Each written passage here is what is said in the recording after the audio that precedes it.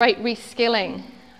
So very much linked to that, saying, Rob Hopkins says, we are the most useless people that ever walked this planet. We do not know how to build ourselves houses out of natural materials. We do not know how to grow food properly. You know, the bulk of people. There may be people here that do, but the bulk of people don't know how to do those things.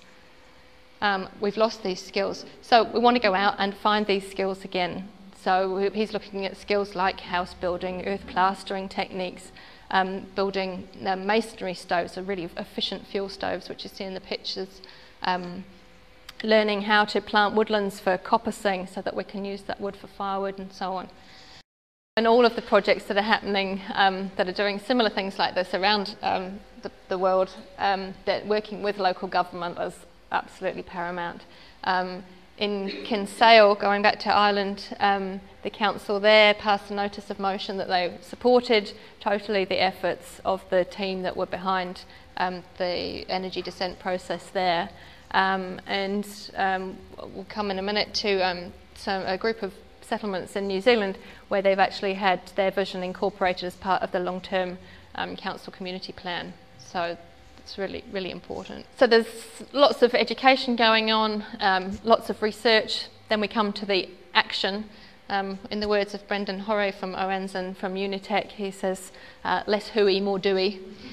And there comes a point where I think that's necessary, not least to show the community that this little group of greenies over there is not just, you know, chatting about nothing, that they're actually getting out there and doing something. Totnes used to have lots and lots of walnut trees through the town. Town planners don't like trees that are productive, so they chop them all down. But walnut trees are actually really productive and produce as much food per acre as any grain crop does. So they have decided that they want to become the tree nut capital of the UK. They first decided they wanted to become the nut capital of UK. Obvious reasons they just changed the name of that. So they decided tree nut capital of the UK. So a big planting project for walnut trees and other nut trees. And some other outcomes in Totnes. After only 4 months of going, they'd produced a local food directory with ratings on how close to the centre of the town that food was produced. They'd set up Totnes Renewable Energy Supply Company and were looking at bulk purchasing solar panels. They held a World Cafe afternoon for council representatives. Seedy Sunday, a big seed exchange. Workshopping with estate landowners, so looking at these very beautiful grounds of estates but highly unproductive and talking about how they could use that space to be far more productive, and setting up a lending library of resources. And one of their most noted achievements, and that's been reported worldwide from here to Argentina, is the setting up of a local currency, the Totnes pound. And we are very fortunate to have Helen Dew from Living Economies coming as our next speaker in October, and she will elaborate on this point much more than I can. But just to say that setting up a local currency, and there are several local currency initiatives around New Zealand, it's a really great way of supporting your local economy, making your local economy and community really vibrant and really resilient in terms of outside pressures.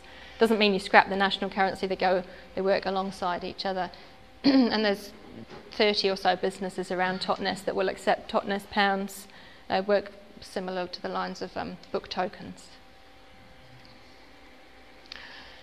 So other people heard what Rob Hopkins was doing, and not least because he has a fantastic website, which I'll give you at the end.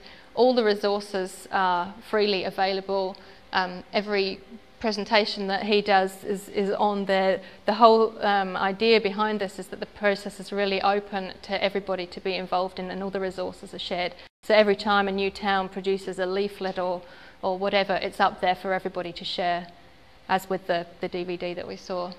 So there's been another 20 or more towns, villages, suburbs of London, remote little communities, valleys that have signed up to become transition towns. So this is spreading around the UK like wildfire, and they've had inquiries from all over the world as to how to do it. So it's really sparked something, and a couple of big cities there as well, like Nottingham.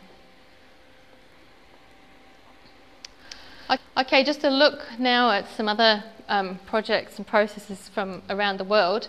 The experience of Cuba has to be the main one. When Russia pulled out of Cuba overnight, they pretty much lost their oil supply. So Cuba has been through this process already, although for different reasons. So it's a really interesting example for anybody to follow. There's a great DVD some of you may have seen called The Power of Community, how Cuba survived peak oil, and no doubt as the Trust will be showing that as part of the sort of awareness raising process that follows this. And a lot of the successful projects in Cuba are based very much on permaculture design. One of the main things was, of course, if you've got no oil, you can't transport your food around, and food and water are your number one things that you need. So that means producing food back in the cities as much as possible. And I think Havana produces something like 80% of its food needs from within the city limits, which is pretty phenomenal. So they turned over areas of downtown Havana into food producing areas.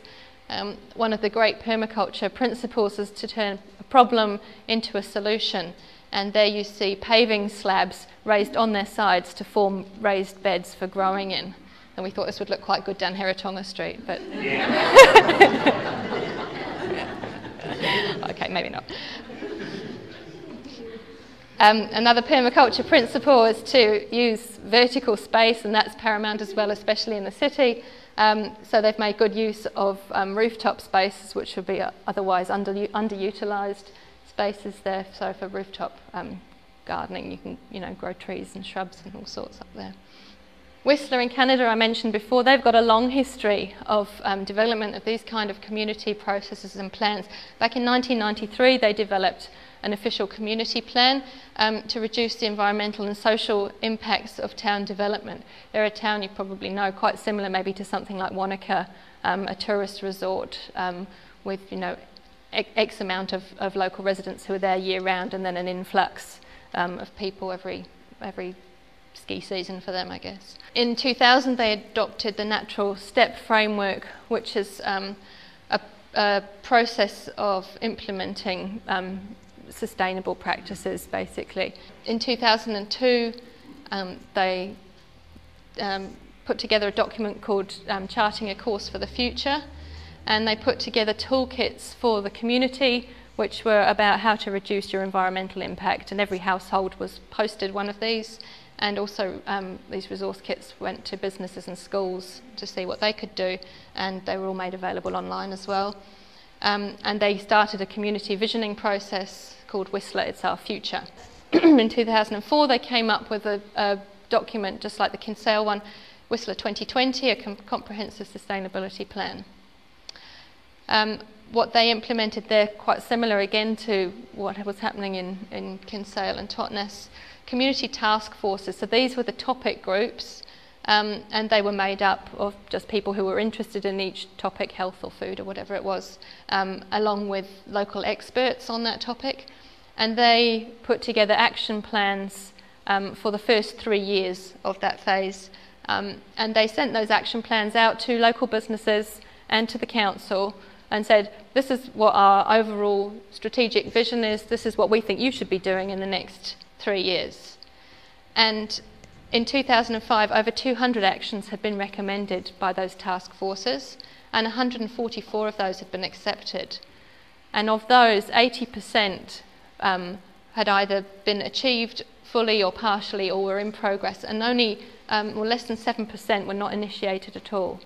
So these are community task forces made up of interested people and specialists saying to their local businesses and their local government, this is how we think you should be behaving in the next 3 years to be sustainable.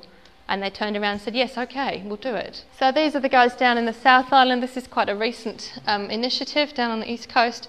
They call themselves the Energy Future Forum, working title at the moment. And their vision is for a more secure, self-reliant and vibrant community, better prepared to sustain the effects of a decline in fossil fuel availability and to meet the essential needs of future generations. They started similar process in the same way, so starting by education, awareness raising and so on, and they got in local experts from Otago and Canterbury University scientists, geologists again, talking on peak oil, alternatives to fossil fuels. The answer was there are none. And what the community can do to reduce